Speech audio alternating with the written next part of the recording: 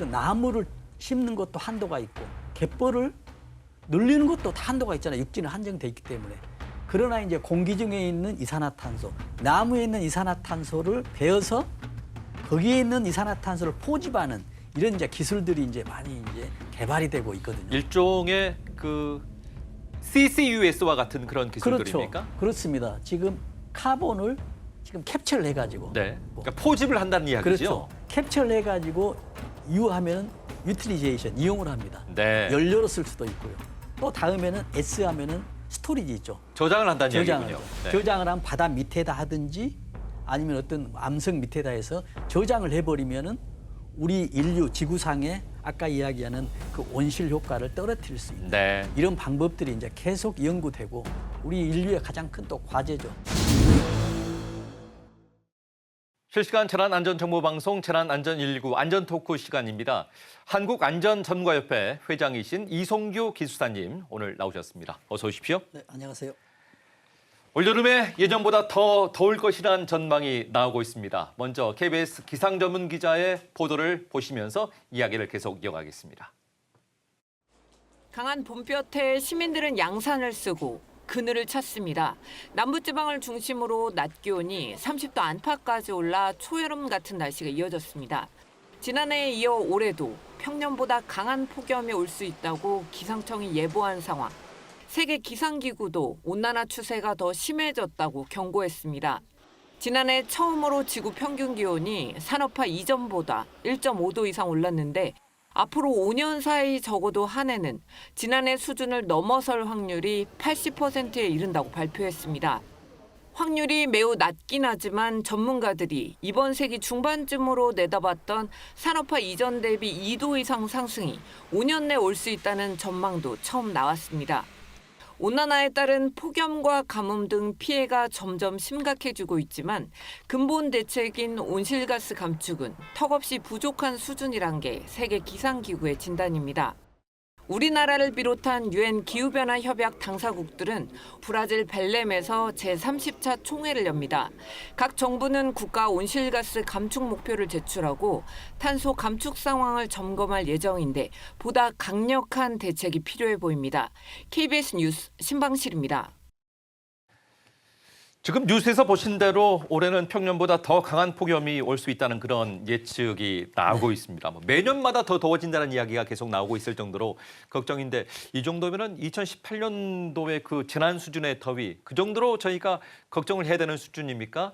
어떻습니까? 그렇습니다. 지금 그럴 가능성도 저는 없지 않다고 보거든요. 지금 해외의 어떤 기상 전문가나 기상 전문 기구에서 올해도 굉장히 폭염이다. 폭염 중에서도 강한 폭염이란 말을 썼잖아요. 네. 우리가 이제 폭염하면 굉장히 덥다라고 하는데 수치적으로 이야기를 하면 기상청에서 이제 발표를 하거든요. 근데 기상 폭염특보 이렇게 발표를 하거든요. 근데 폭염특보는 주의보와 폭염경보를 합해서 폭염특보라고 얘기합니다. 네. 근데 주의보는 33도 이상이 될 것이 예상될 때 폭염주의보를 발표를 해요. 그러면 35도가 넘어가면 폭염 경보를 발령을 하거든요. 네. 그럼 우리가 여기서 이야기하는 우리 문어체로 이제 강한 폭염은 33도가 아닌 35도 이상일 때 강한 폭염이라고 한다는 얘기입니다. 굉장히 덥다는 얘기잖아요. 네. 그러면 이제 우리가 이 더위를 이제 날짜별로 어떻게 되냐라고 하면 해년마다 늘어가고 있어요. 작년에가 폭염 일수를 이렇게 이야기하거든요. 네. 작년 28일입니다. 28일간 폭염이 됐다는 얘기죠. 점점 늘어나고 있네요. 점점 늘어나고 있죠. 그럼 내년에는 또 29일, 30일이 될지도 모른다는 얘기죠. 네. 왜냐하면 그만큼 기후가 변화되고 있고 지구온난화 여러 가지 요인들로 인해서 그렇게 하고 있기 때문에 지금 올해도 굉장히 덥다라는 그런 예측이 좀 사실로 보여지고 있습니다. 네.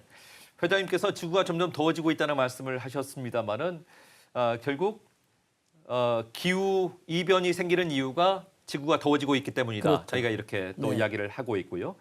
지구 온난화의 주범인 탄소 배출, 즉 이제 온실가스를 줄여야 하는 입장인데 오히려 그 반대가 되고 있어서 더 큰 걱정입니다. 그렇습니다. 지금 그렇거든요. 지금 온실가스 발생은 우리가 이제 크게 이야기하면 이산화탄소하고 메탄가스, 뭐 질소산화물 이렇게 크게 이야기를 하거든요. 네. 그럼 이걸 이제 줄여야 되는데 줄이기가 사실상 쉽잖아요. 우리가 지금 사람이 숨을 쉬면서도 이산화탄소는 지금 배출되고 있는 이런 과정이거든요. 지금 그래프를 보면 그렇거든요. 네. 엷은색 있죠. 엷은색이 총 배출량입니다. 왼쪽에 있는 그 예. 표를 말씀하시는 거죠? 네, 옅은 색.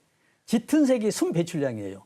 그러면은 지금 2022년도에 뭐 7억 2,400만 톤이 되면 686만 톤이 순 배출입니다. 거기에는 절감이 됐다는 얘기거든요. 네. 우리가 줄였거나 아니면은 이 발생된 양을 어디에 뭐 보관했거나 저장했거나 이런 과정들이거든요. 그러면 지금 이런 것들이 계속 이제 늘어난다고 걱정이라고 하셨잖아요. 네. 그럼 우리가 보면은 그래프상으로 보면 조금씩 줄어들고도 있죠. 총 발생량이나 또 순 발생량을 보면. 그럼 어떻게 보냐면 지금 일산화탄소, 탄소 배출량의 증가량은 줄어들고 있어요. 네. 증가량은 줄어들고 있는데 수치상은 누적된 수치량은 증가되고 있잖아요. 그렇군요. 그렇기 때문에 지구온난화는 그래도 계속 가속되고 있다. 네. 그러므로 인해서 어떤 폭염이나 이런 기상이병들은 계속 늘어나고 있다. 이렇게 이제 볼 수가 있는 것이죠. 네. 마지막에 수치가 좀 올라갈 수 있는데 그것들을 절감하거나 보관하는 그런 장치들을 하고 있다. 뭐 잠시 그렇죠. 후에 또 설명을 네네. 하겠습니다만 네. 그런 노력들을 우리가 하고 있습니다. 그럼에도 불구하고 이 이산화탄소나 이 메탄가스의 이제 온실가스라고 부르고 있는데 이런 것들이 지구 온난화의 주범이다 이렇게 설명을 하고 있습니다.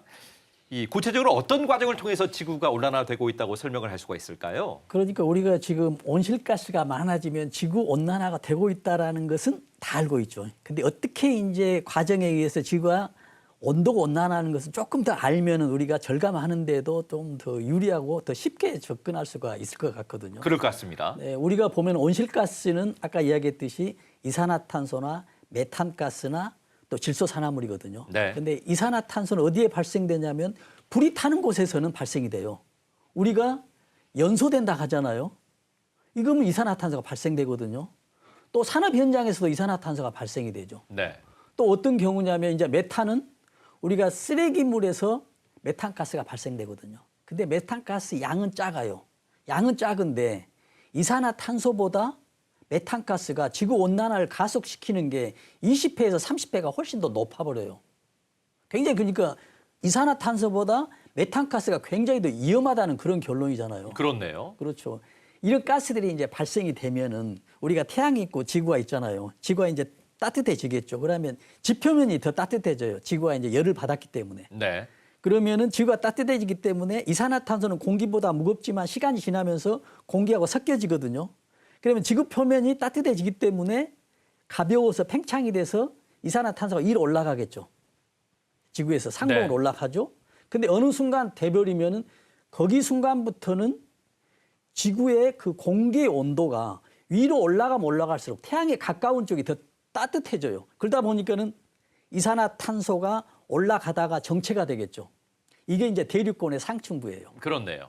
그러면 딱 가지고 있잖아요. 지구를 둘러싸고 있죠. 온실처럼 둘러싸고 있잖아요. 네. 이 상태에서 태양이 빛을 발하면 태양이 이 온실가스는 통과를 해요. 네. 그런데 이 태양의 열이 지구에 비치고 있기 때문에 지구에 이제 복사열 적외선이 발생하지 않겠습니까? 적외를 발생하면 점점 하늘로 올라가죠. 올라가서 분포 발산이 돼야 되는데 이산화탄소에 막혀 있어요. 네. 적외선은 막고 있거든요. 그러다 보니까 어떤 현상이 돼버리냐면 온실처럼 돼버리고 있어요. 그래서 온실 효과. 그래서 온실가스로 인해서 지구에서 발생되는 복사열을 밖으로 방출되지 않고 막고 있기 때문에 지구 온난화, 지구가 네. 온도가 올라간다는 얘기입니다. 그래서 결국은 이제 다시 원위치로 돌아가면 지구 온난화를 예방하기 위해서는 온실가스 중간에 막을 없애버리면 지구 온난화가 되지 않는다라는 데 이게 이제 가장 큰 과제로 되고 있죠. 네. 회장님께서 말씀하셨던 내용들 가운데 불이 나면 온실가스가 많아진다는 그 내용들이 좀 귀에 더 크게 네. 들렸는데요. 최근에 또 경북 지역에 우리가 뭐 최대 그 산불이 발생을 네. 하지 않았습니까? 네. 우리가 이제 온실가스를 막기 위해서 산림을 더 푸르게 만들어야 함에도 불구하고 또 산불이 났단 말이죠. 네. 무려 10만 헥타르에 가까운 산림이 탔다는 그 보고가 나오고 있고요. 이로 인해서 이제 탄소 배출도 어마어마한 양이 네. 좀 발생을 했을 것 같습니다. 어느 정도의 양이나 발생을 했다고 봐야 될까요? 그러니까 이번 올해 산불로 764만 톤입니다. 엄청난 양이죠. 무게 764만 톤. 4만 톤. 1톤은 1000kg 아닙니까? 네. 어마어마한 양의 지금 온실가스가 발생했어요. 그렇네요. 여기에서는 온실가스는 아까 이야기한 대로 이산화탄소도 있겠고 메탄가스도 있겠고 뭐 질소산화물 여러 가지만 통틀어서 지금 CO2 기준으로 해가지고 764만 톤인데 그럼 이 양이 얼마냐는 얘기죠. 그래서 지금 그 산림과학원, 국립산림과학원에서 100m 제곱에 54톤의 일산화탄소가 발생한다라고 하거든요.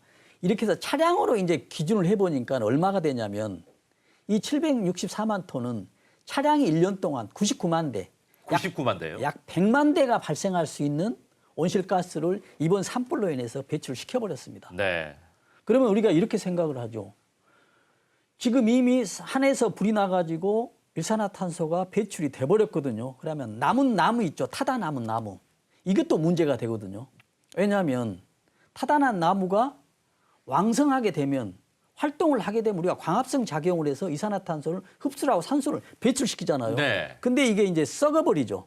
고목이 돼서 이제 불에 타기 때문에 이 활동을 못 하잖아요. 그러면 또 문제가 되는 겁니까? 그런 문제가 되면 이제 부패되면서 메탄이 발생돼요. 아, 메탄이 발생을 하는군요. 그래 메탄이 또 아까 이산화탄소보다 20, 30배 악영향을 준다고 했잖아요. 네. 그래서 정부에서 이제 어떻게 계획을 세웠냐면 이 고목들을 수거를 해가지고 놔두면 이제 썩어버리니까 이걸 수목을 해가지고 이제 어떤 목재로 활용합니다.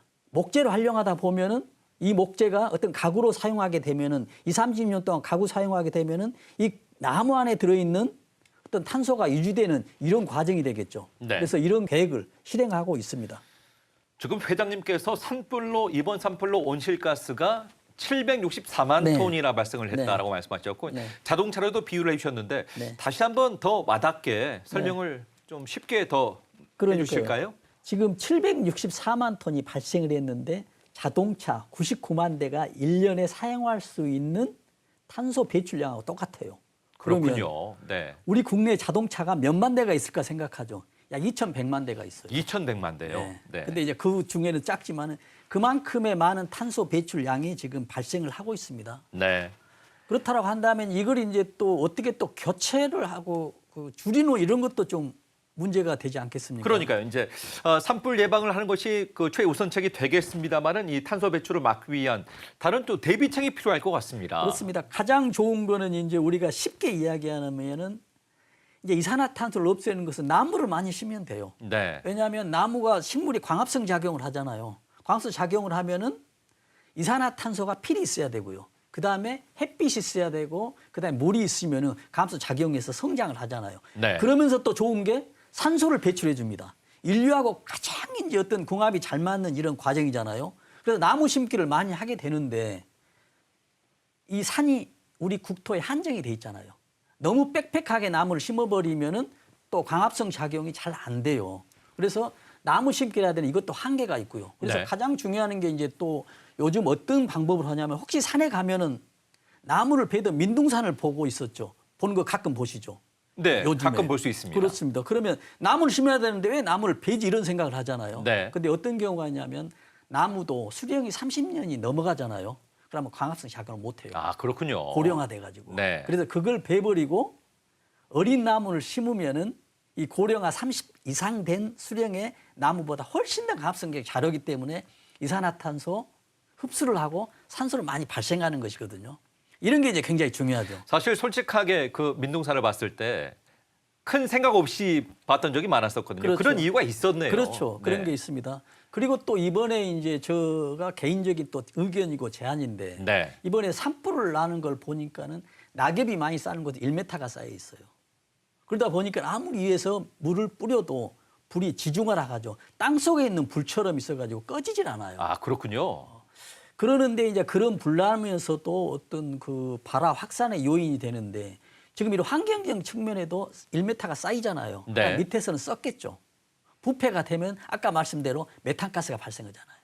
그래서 이거를 이제 없애야 된다는 얘기죠. 그러니까 낙엽을 조금 없애는 방법들 말이죠. 그렇죠. 낙엽을 없애는데 이게 불법이에요. 아, 그렇습니까? 지금 산림보호법에 의해서. 뭐 신고하고 절차 굉장히 복잡해요. 네. 그래서 이런 것들을 불법화하지 않고 낙엽을 채취해서 연료로 쓰거나 아니면 재활용하거나 여러 방법들을 쓰게 된다면은 불 확산도 막고 또 환경에도 굉장히 좋은 이런 것도 되겠습니다. 네. 또 하나는 우리가 갯벌 있죠.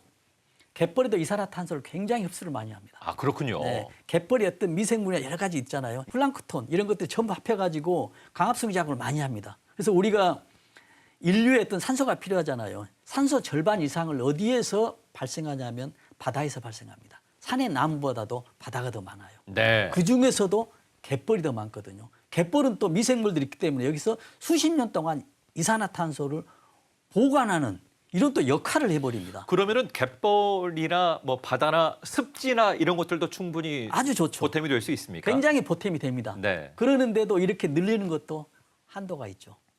그렇네요. 그래서 네. 이제 이런 여러 가지 이제 방법들이 있고 중요한 것들이 이제 또 기술적인 어떤 문제로 인해서 어떤 나무를 심는 것도 한도가 있고 갯벌을 늘리는 것도 다 한도가 있잖아요. 육지는 한정돼 있기 때문에. 그러나 이제 공기 중에 있는 이산화탄소, 나무에 있는 이산화탄소를 베어서 거기에 있는 이산화탄소를 포집하는 이런 이제 기술들이 이제 많이 이제 개발이 되고 있거든요. 일종의 그 CCUS와 같은 그런 기술들입니까? 그렇죠. 그렇습니다. 지금 카본을 지금 캡처를 해가지고. 네. 근데 캡처를 한다는 얘기는 나무에도 있거든요. 공기 중에도 있고. 그러니까 포집을 한다는 이야기죠. 그렇죠. 캡처를 해가지고 이용하면은 유틸리제이션 이용을 합니다. 네. 연료로 쓸 수도 있고요. 또 다음에는 S 하면은 스토리지 있죠. 저장을 한다는 저장을 이야기군요. 하죠. 네. 저장을 하면 바다 밑에다 하든지 아니면 어떤 암석 밑에다 해서 저장을 해버리면은 우리 인류 지구상에 아까 이야기하는 그 온실 효과를 떨어뜨릴 수 있는 네. 이런 방법들이 이제 계속 연구되고 우리 인류의 가장 큰 또 과제죠. 그래서 지금도 계속 연구를 하고 있습니다만은 지금 어떤 악영향은 시간이 지날수록 늘어나고 있다라는 네. 그런 현실입니다.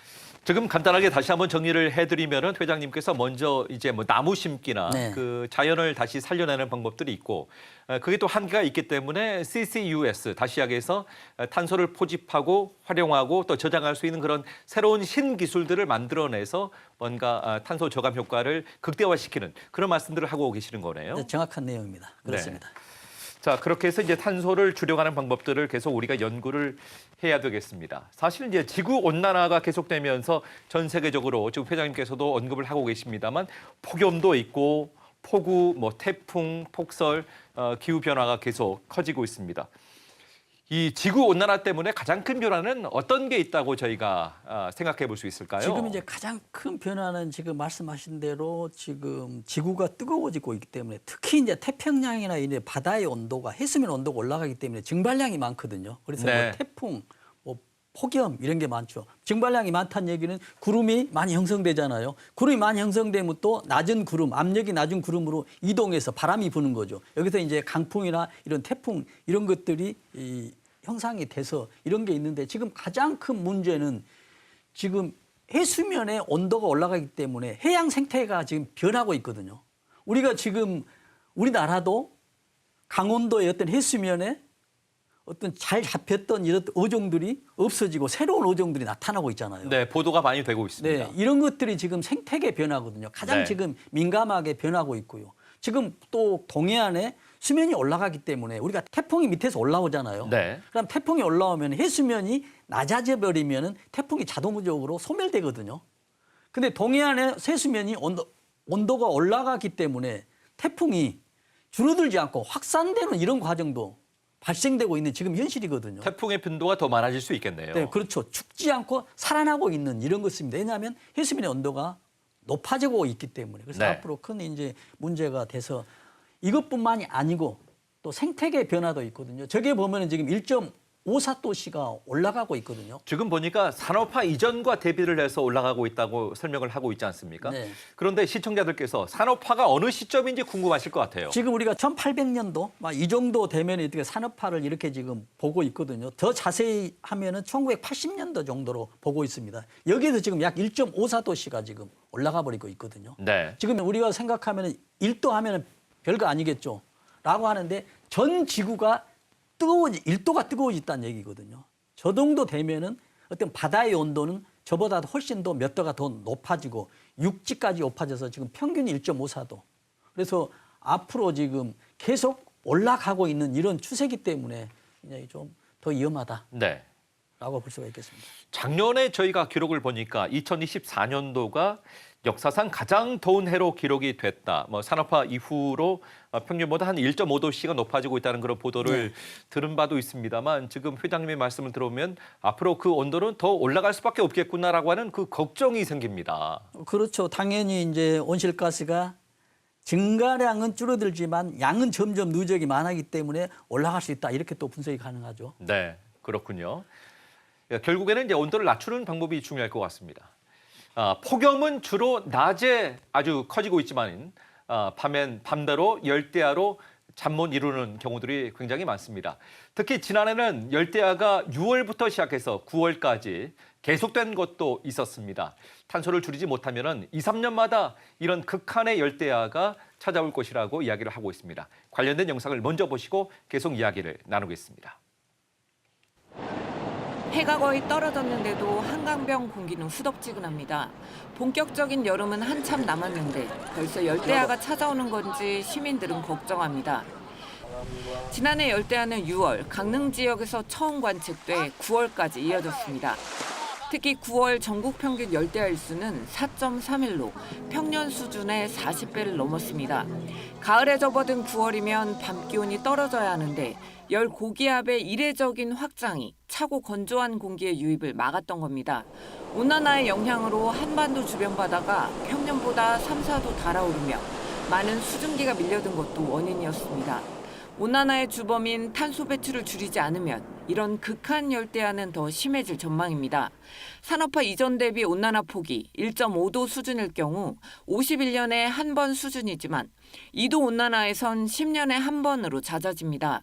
2.5도 온난화에선 2, 3년마다 극한 열대야가 찾아올 것으로 예측됐습니다. 전문가들은 기후변화가 재앙적인 수준으로 치닫기 전에 보다 적극적인 탄소 감축 대책을 마련해야 한다고 입을 모읍니다. KBS 뉴스 신방실입니다. 저희가 지난 시간에요. 네. 극한 호우란 이야기를 좀 했었거든요. 네네. 오늘은 이제 극한 열대야가 그렇습니다. 또 나오게 됩니다. 참 계속 걱정입니다. 그렇습니다. 어떻습니까? 네. 그래서 용어들이 계속 새롭게 이제 등장합니다. 네. 왜냐하면 기존에 정의되어 있던 용어를 벗어나서 나타나기 때문에 극한 호우, 또 극한 열대야 그러거든요. 우리가 네. 보통 열대하면 이제 밤을 이야기합니다. 우리가 보통 밤을 하면은 오늘 오후 6시부터 그 다음 날 오전 9시까지 네. 최저 온도가 25도 이상일 때예요. 25도 이상일 때. 네, 최저. 네. 이게 열대야라고 합니다. 네. 근데 열대야인데 지금 앵카께서 말씀한 대로 극한 열대야는 최저 온도가 30도예요. 그러면 정말 잠 못 이루는 밤이 될 것 같은데요. 그런 열대야가 지금 계속 증가하고 있습니다. 그래서 이런 것들을 이제 우리가 어떤 방법으로 인해서 이제 해결해야 되잖아요. 네. 그래서 이제 지구는 이렇게 뜨거워지는데 밤에 계속 에어컨을 트는 것도 어떤 건강상의 문제도 있고 또 에어컨 틀음으로 인해서 또 지구 온난화가 또 탄소 또 가스가 또 계속 또 발생이 되고 이런 또 악순환이 되잖아요. 그래서 네. 이제 이런 방법들을 좀 보자면은 우리가 어떤 그 가장 쉽게 할 수 있는 게 우리가 겨울에 어떤 그 뽁뽁이 있죠. 단열재. 네. 그게 굉장히 온도가 그 방 안에 있는 따뜻한 온도가 밖으로 나가지 않습니다. 그 뽁뽁이로 인해서. 거기에 이제 어떤 원리냐면 우리가 그 뽁뽁이라는 그 방안 필름 있지 않습니까? 방수 네. 필름. 여기 안에 공기가 들어있어요. 근데 이 공기는 열 전달 계수가 낮아요. 그렇군요. 열을 전달을 잘 안 합니다. 그래서 우리가 보면은 흔히 그 보온병이나 우리가 패딩 있죠. 네. 이런 데 보면 패딩에도 굉장히 부풀잖아요. 거기 안에 솜이나 깃털이 들어있는 경우도 있지만 그 안에 궁극적으로 뭐가 들어있냐면 공기가 들어있어요. 일종의 뽁뽁이와 비슷한 역할을 하는 그렇죠. 거군요. 네. 공기가 있다는 얘기는 내 몸의 안에 있는 온도가 밖으로 나가지 않게 공기가 차단하고 있거든요. 네. 공기가 열 전달을 낮게 하기 때문에. 네. 그런 취지에서 보면은 여기 유리창에도 이제 그걸 붙이는 거죠. 그래서 단열 필름이거든요. 여름에 붙이는 거. 그거 보면은 이제 공기가 들어있는 경우도 있고 또 네. 다른 어떤 기능적으로 하는 것도 있지만 또 우리가 보면 이중창, 삼중창 하잖아요. 맞습니다. 그 이제 삼중창 안에 공기가 들어있어요. 네. 아주 적게나마. 이런 걸 있기 때문에 굉장히 효과적이어서 어떤 밤에 어떤 열대야가 있는데 이런 어떤 자체들이 어떤 온도를 낮추는데 네. 큰 역할을 할 수도 있습니다. 일상생활에 저희가 활용할 수 있는 그런 내용에 대해서 또 회장님께서 말씀을 해주셨는데요.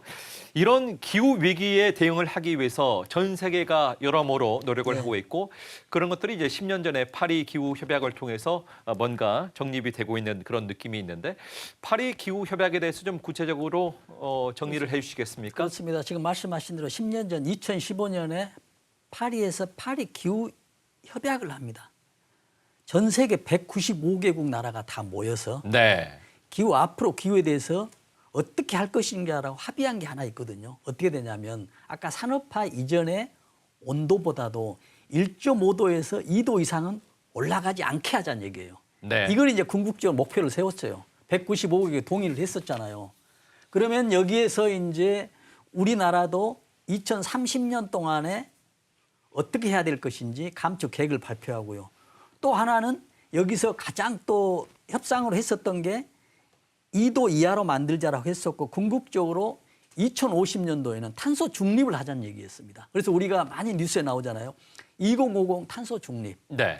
이 이야기는 굉장히 이제 그 중요한 얘기고 이제 좀 어렵고 궁극적인 내용이거든요. 탄소 중립이라는 얘기는 아까 지금 1년에 7억 2,643만 톤이 발생이 되거든요. 그건 좀 없애자는 이야기와는 좀 다른 개념의 이야기라고 볼 수 있겠네요. 그렇죠. 이제 이걸 7억 2천 톤의 지금 탄소를 발생하는데 이걸 발생 안 하면 되잖아요. 네. 근데 이걸 0으로 만들자는 얘기예요. 근데 쉽지 않잖아요. 맞습니다. 줄이는 것은 한도가 있잖아요. 근데 네. 줄이는 것은 최대한 줄이고 지금 거기에서 어떻게 했냐 발생하는 거 있죠. 발생하는 것을 아까 지금 앵카께서 말씀하셨던 CCUS 있죠. 네. 이 기술로 인해서 이걸 절감을 하자, 없애자라는 이런 큰 맥락의 2015년도에 파리 기후 협정이거든요. 네. 그래서 우리나라도 지금도 그 목표를 위해서 계속 달리고 있는 그런 현상입니다. 지금 회장님께서 협정의 내용 가운데 우리나라가 2030년까지 그러니까 5년밖에 남지 않았는데요. 2018년에 배출량 대비 40% 수준으로 줄여야 한다는 이야기를 해주셨고 뭐 이렇게 이제 많은 양을 줄여야 하는데 잘 되고 있는지 얼마나 지금 추진이 되고 있는지 그런 것들도 궁금해집니다. 그렇습니다. 지금 한번 도표를 한번 보면은 지금 우리나라의 온실가스 감축의 어떤 현황을 지금 볼 수가 있거든요. 지금 2018년도에 7억 2,760만 톤이 지금 온실가스가 발생을 합니다. 네. 그래서 2023년도 지금 실적을 보면은 6억 2,400만 톤이 생산했어요. 결국 14%를 절감했습니다. 감축량. 우측 보면 감축량 있죠. 그렇네요. 14%를 절감했다고 나와 있네요. 1억 360만 절감했어요. 네. 대단한 감축이죠. 그러면 지금 앵카께서 말씀하신 대로 2030년은 어떻게 할 거냐는 얘기죠. 지금 2018년도에 7억 2,760만 톤의 40%를 절감을 해서 지금 4억 3,760만 톤을 지금 만들겠다는 얘기인데 올해가 지금 2025년이니까 앞으로 5년 동안에 40%를 절감해야 되는데 이거는 우리의 국민들의 동참 없이는 참여 없이는 이루어지기 굉장히 어려운 수치다라고 네. 볼 거예요. 궁극적으로 지금 2050년도에는 지금 제로로 만드는데요. 국민 플러스 어떤 국가가 어떤 제도적으로 어떤 계속적으로 노력하지 않으면 되지 않는 그런 수치라고 볼 수가 있겠습니다. 네. 북유럽 같은 경우에 제가 그 기록을 보니까 탄소세 같은 것을 또 부과를 하면서 뭔가 노력들을 하고 있는 그런 내용도 제가 확인을 좀 했었는데요. 그렇습니다. 지금 세계적으로 이런 문제가 되기 때문에 2050년도에는 지금 탄소 중립, 탄소 발생을 어쨌거나 지금 아무리 발생하든지 줄이든지 간에 0으로 만들자는 건 전 세계적으로 동의를 했잖아요. 네. 195개국이. 그러면 이제 예를 들어서 뉴질랜드 같은 경우는 지금 소트림세, 방귀세라고 부르기도 하고 트림세라고 부르기도 하고요. 하는 거예요. 왜냐하면 네, 지금 사람보다도 소는 그 대세김을 하잖아요. 네. 그러면 위에 있으면서 어떤 발효 과정이 생기기 때문에 이 발효 과정에서 메탄이 엄청나게 많이 발생한다는 얘기입니다. 그럼 뉴질랜드 같은 경우는 인구는 한 700만 정도 되는데 소하고 양이 3,500만 정도, 한 7배 정도가 더 많아요. 네. 사람보다 지금 소나 양이 더 많기 때문에 이걸 어떻게 할 것이냐는 얘기죠. 돈을 받아서 세금을 받아서 이 세금으로 인해서 탄소 절감을 하는 기술에 투입하겠다라는 이런 취지로 하고 있는데 저는 앞으로 우리나라도 네. 지금 탄소세에 대해서 어떤 그 도입이 되지 않을까 이런 생각도 해봅니다. 결국 이제 우리가 이야기하는 것은 지금 목표는 탄소를 줄이자는 그런 취지겠죠. 네. 자, 이렇게 해서 이제 탄소를 줄이기 위한 그 노력들에 대해서 회장님께서 계속 말씀을 해주셨고요. 앞으로 우리 정부에서 또 탄소 중립 포인트제를 또 시행을 하고 네. 있으니까 그런 것들도 굉장히 우리가 좀 동참해야 될 그런 제도가 아니겠는가 하는 느낌이 드는데요. 그렇습니다. 우리가 탄소 중립을 하기 위해서는 우리가 국민이 동참하지 않으면 절대 불가능하다고 저는 봅니다. 그래서 네. 지금 6월 환경의 날이거든요. 이날을 기발로 해가지고 지금 그 전에도 있었지만 정부에서 공식 네. 지금 탄소 감축 목표 지금 그 참여제를 발생을 했거든요. 근데 여기서 보면은 탄소 중립 포인트제가 현재 200만 명이 참여를 하고 있습니다. 200만 명이요. 네. 네. 근데 1년에 최대 얼마를 지금 적립할 수 있냐면요. 지금 도표로 나오겠습니다만은 27만 원이 지금 적립이 되거든요. 그래서 이제 크게 분야를 나눠줬어요. 녹색 실천 분야가 있고 지금 화면에 나오고 있습니다. 네. 녹색 실천 분야가 있고 왼쪽에 보면 에너지 분야가 있고 자동차 분야 이 세 개를 통틀어서 우측 하단에 보면은 최대 연간 27만 원이 절감합니다. 여기서 보면 우리가 전자 영수증 있죠. 여기도 일회 사용을 하게 되면 전자 영수를 하게 되면 100원, 뭐 텀블러 다이용 컵을 사용하면 300원, 친환경 제품 폐 휴대폰 반납하면 뭐 1,000원 이래 가지고 최대 7만 원. 또 전기 상수도 뭐 도시가스 이런 걸 활용하면 최대 10만 원. 또 자동차도 주행거리 40km 감축하면 최대 10만 원에서 1년에 27만 원을 감축할 수 있습니다. 네. 그러면 여기서 이제 어떻게 하냐면은 우리가 앱 있죠. 탄소페이라는 앱이 있어요. 앱을 깔아서 저도 깔아서 실천을 못 하고 있습니다만은 네. 앱을 깔아서 등록을 해서 실천을 하게 되면 최대 27만 원의 어떤 세이빙이 될 수 있다라는 네. 그런 내용입니다. 더 자세한 내용은 탄소 중립 포인트제 그 홈페이지에 가시면 자세하게 알 수 있기 때문에 그렇습니다. 저희가 한번 확인을 해보도록 하겠습니다. 오늘 회장님께서 참 여러 가지 이야기를 해주셨는데 전체적으로 탄소 중립의 포인트를 이제 탄소 배출을 감축할 수 있는 그 실천 방안에 대해서 이야기를 해주셨거든요. 네네. 저희가 오늘 마지막으로 30초 안전 챌린지 시간에 탄소 배출 감축을 그 실천할 수 있는 골든 액션에 대해서 좀 말씀을 해주시면 좋겠습니다. 30초 동안 말씀을 해주실 수 있으시겠습니까? 네, 그렇습니다. 자, 준비되셨으면 네네. 부탁드리겠습니다. 그렇습니다. 내가 지금 보이지 않게 발생하는 탄소 배출은 나보다는 우리 자녀, 후세대에게 피해를 주는 행위거든요. 그래서 앞으로 이런 행위들이 가장 큰 인류의 재난이 될 수 있습니다. 때문에 이런 행동들은, 이런 과정들은 우리 인류의 가장 큰 재난입니다. 내가 연료를 절감으로 인해서 탄소 배출을 줄이는 경우도 있지만은 자연을 보호함으로 인해서 탄소를 감축적으로 줄이는 이런 과정도 있거든요. 네. 결과적으로 이야기하면은 탄소 배출을 줄이는 감축된 행위가 우리 인류 행복의 가장 첫걸음이 될 것이다라는 그런 말씀을 드립니다. 알겠습니다. 자, 오늘은 여기까지 듣도록 하겠습니다. 지금까지 한국안전선거협회 이성규 회장님과 말씀을 나눠봤습니다. 오늘 말씀 감사합니다.